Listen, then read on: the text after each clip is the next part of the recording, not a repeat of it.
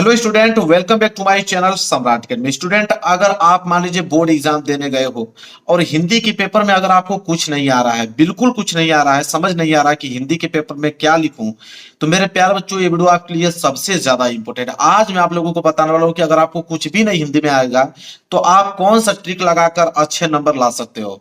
अगर हिंदी का अगर आपको एच भी नहीं आता है ना मेरे प्यारे बच्चों, तो आज की इस वीडियो में मैं ऐसा तरीका बताने वाला हूं कि 100 में मेरे प्यारे बच्चों 100 में कम से कम आप 75 नंबर आसानी से ला पाओगे बिना कुछ पढ़े। मैं ये पेपर देख पा रहे हो आप, 2025 का पेपर है और हिंदी का, और इस हिंदी के पेपर को मैं पूरा का पूरा सॉल्व करके दिखाऊंगा बिना कुछ याद किए। मेरे पास बोर्ड एग्जाम की कॉपी भी है, पूरा का पूरा क्वेश्चन सॉल्व करूंगा मेरे प्यारे बच्चों। वीडियो अगर आप एक बार भी देख के चले गए ना तो समझिए कि आप फेल कभी जिंदगी में नहीं हो पाओगे। हर साल वीडियो बनाता हूं, हर साल, अगली साल भी बनाया था। 1 मिलियन, 1 मिलियन मतलब 10 लाख लोगों ने, इस बच्चे ने इस वीडियो को देख के गया था। और बहुत सारे बच्चों का कमेंट, बहुत सारे बच्चों का कमेंट था कि सर हम हिंदी में बहुत अच्छा स्कोर करके आए हैं। तो आज की इस वीडियो को मेरे प्यारे बच्चों शेयर कर देना, और जरूर चैनल पर नए हो तो जरूर चैनल को सब्सक्राइब कर लेना। ये वीडियो रामबाण आप लोगों के लिए होने वाली है। तो हिंदी में पास होने का सबसे बेहतरीन तरीका मैं आप लोगों को बताना हूँ। देखिए मेरे प्यारे बच्चों, सबसे पहले आपको करना क्या है वो तरीका समझिए। हिंदी का पेपर है, यहाँ पे आप लोगों को निर्देश दिया गया, निर्देश पढ़ लीजिएगा। और आपको मालूम है मेरे प्यारे बच्चों कि ये बोर्ड एग्जाम की क्या है, कॉपी है।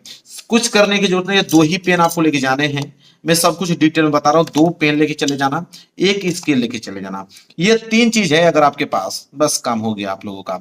सबसे पहले करना क्या आप लोगों को कि स्केल की सहायता से लाइनिंग खींचना है। हालांकि मैंने लाइन खींच के आया हूं, लेकिन आपको लाइनिंग जरूर से खींचना है। ठीक है, यहां तर इस तरह रख के डबल लाइनिंग मैं एक बार फिर खींच देता हूं। ठीक है, डबल लाइनिंग आपको खींचना है, इस बात को याद रखना। जो मैं आपको बता रहा हूं वही काम कीजिएगा। डबल लाइनिंग यहाँ पे खींच लेना है। खींच लिया।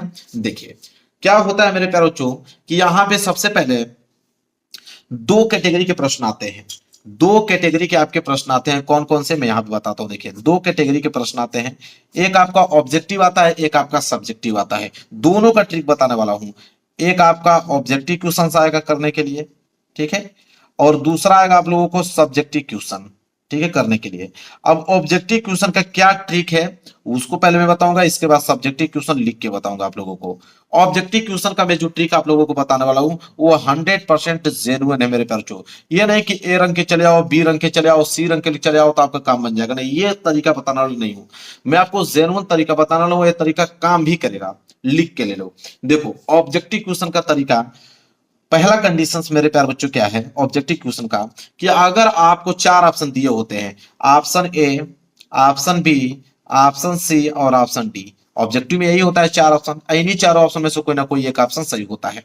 4 कंडीशंस बनता है, उसको नोट कर लो। पहला कंडीशन नंबर पहला, अगर आपके ऑप्शन में अगर आपको ए और बी दिया रहे, अगर आपके ऑप्शन में ए और बी अगर दिया रहे तो समझ लो कि आंख बंद करके मेरे प्यारे बच्चों इस पे क्लिक कर देना कि ए और बी होता है ना, कि ऑप्शन ए और बी दोनों सही हैं, तो आंख बंद करके उस पे आप क्या कर देना, सही कर देना। इसके बाद दूसरा कंडीशन आइए। दूसरा कंडीशन क्या कहता है, दूसरा कंडीशन है कि इनमें से सभी, इनमें से सभी, अगर आपको कहीं पे भी अगर ऑप्शन में दिख जाए कि इनमें से सभी, तो मेरे प्यारे बच्चों बिल्कुल मेरे पे भरोसा आप रखो, वही वाला ऑप्शन आप लोगों को क्लिक करके आना है, इनमें से सभी वाला। ठीक है, इसके बाद तीसरा कंडीशन क्या होता है उसको देखिए। तीसरा कंडीशन होता है, तीसरा कंडीशन है कि इनमें से कोई नहीं। क्या आता है कि इनमें से कोई नहीं। ठीक है, अगर इनमें से कोई नहीं, अगर ऑप्शन में आप लोगों को देखे कि इनमें से कोई नहीं, तो मेरे प्यार बच्चों आपको इस वाले ऑप्शन पे क्लिक करके आने हैं कि इनमें से कोई नहीं। तो या तो ए और बी ऐसे दे तो आपको उस पर करना है, इनमें से सभी दे, इनमें से कोई नहीं।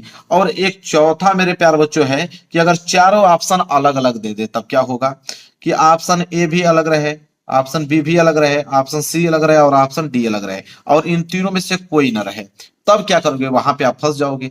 ट्रिक तो आपको मालूम चल गया कि ये रहेगा तो ये कर देंगे, लेकिन चारों अगर अलग आ जाएगा तब क्या करोगे। तो उसके लिए एक ट्रिक मेरे प्यारे बच्चों, कि अगर चारों अगर अलग आ गया तो आप लोग वो करोगे क्या। तो मेरे प्यारे बच्चों एक बात याद रख लेना, ऑप्शन ए और ऑप्शन सी कभी भी क्लिक करना है तो ऑप्शन ए और ऑप्शन सी पे ही करना है। ऑप्शन बी और ऑप्शन डी पे कभी भी आप लोगों को नहीं करना है। ऑप्शन ए और ऑप्शन सी पे ही क्लिक करना है। ठीक है, जो मन करे वो कर दीजिएगा। या तो ऑप्शन ए का मन कर रहा है तो ऑप्शन ए कर देना, ऑप्शन सी का मन कर रहा है तो ऑप्शन सी कर देना। ये है आप लोगों को ऑब्जेक्टिव क्वेश्चन। गारंटी लेता हूं कि 95% क्वेश्चन जो है आप लोगों के इस ट्रिक से क्या हो जाएंगे, सही हो जाएंगे। ये आपके हैं ऑब्जेक्टिव क्वेश्चन। ठीक है, अब हम बात करेंगे सब्जेक्टिव क्वेश्चंस। ठीक है, कि सब्जेक्टिव क्वेश्चंस को कैसे आप लोगों को करना है। देखिए, यहां से आप लोगों के सब्जेक्टिव क्वेश्चन से स्टार्ट होते हैं और यहां से करना है वर्णनात्मक प्रश्न खंड ब, और यहाँ पे पूर्णांक मेरे प्यारे बच्चों 50 नंबर का है। पूरा प्रश्न करके दिखाऊंगा, हर एक प्रश्न का मेरे पास ट्रिक है और उससे पास हो जाओगे अगर आपको कुछ नहीं आ रहा है तो। सबसे पहले आपको करना क्या है कि जब आप खंड ब करने जा रहे हो कॉपी पे, तो आपको सबसे पहले मेरे प्यारे बच्चों स्केल की सहायता से लाइन खींच लेना है। ठीक है, लाइन खींचने के बाद आपको डालना है यहाँ पे वर्णनात्मक प्रश्न। क्या डालना है, वर्णनात्मक प्रश्न। यहाँ पे आपको हेडिंग बनानी होगी। ठीक है, चलिए बनाते हैं वर्णनात्मक प्रश्न। चलिए लिखिए यहाँ पे वर्णनात्मक प्रश्न। आपको हेडिंग मेरे प्यारों बच्चों बिल्कुल साफ सुथरा आप लोगों को लिखना है, जैसे मैं लिख रहा हूं। ठीक है, वर्णनात्मक प्रश्न। ये तो आप देख के भी लिख सकते हो, उसमें दिया है वर्णनात्मक प्रश्न। इसके बाद खंड ब, इसके नीचे आप क्या लिखोगे, खंड ब लिखोगे। और राइटिंग आपकी अच्छी होनी चाहिए, बिल्कुल साफ सुथरा, खंड ब। ठीक है, यहां तक हो गया।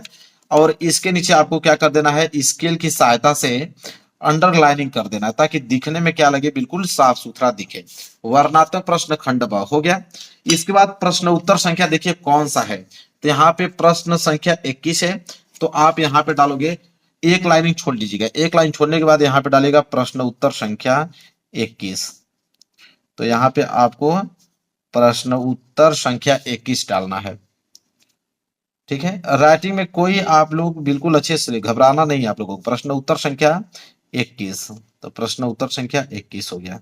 ठीक है, अब मेरे प्यारे बच्चों देखिए क्या ट्रिक है। प्रश्न उत्तर संख्या 21 क्या बोला है, बोला है मेरे प्यारे बच्चों प्रश्न उत्तर संख्या के किसमें है कि निम्नलिखित गद्यांश पर आधारित 3 प्रश्नों के उत्तर दीजिए। अब यह गद्यांश है। ठीक है, 3 प्रश्नों को उत्तर दोगे तो 6 नंबर मिलेगा। तो या तो ये वाला कीजिए, या तो अथवा करके एक और दिया है, ये वाला कीजिए। दोनों में से कोई एक ही आपको करना है। अब मेरे प्यारे बच्चों आपको कुछ नहीं आ रहा है तो गद्यांश समझ लीजिए कि गद्यांश सॉल्व करने का बेहतरीन ट्रिक बताता हूं। कुछ नहीं आ रहा फिर भी पास हो जाओगे। देखो कैसे गद्यांश आप कर रहे हो। मान लीजिए ये वाला गद्य आपको करना है, कैसे करोगे, देखो इसके लिए ट्रिक है। आप सबसे पहले जैसे कुसंग का जोर सबसे भयानक होता है, तो कुसंग का जोर यहां तक उठाइए और लास्ट की लाइन उठाइए, उठाती जाएगी यहां तक। अब इसको एक आप संकेत बनाओ। क्या बनाओगे, संकेत मेरे प्यारे बच्चों। यहां पे लिखोगे मेरे प्यारे बच्चों संकेत। क्या लिखोगे, संकेत। संकेत का मतलब होता है कि कौन सा आपने गद्य किया है। ठीक है, संकेत आप हेडिंग बना लो।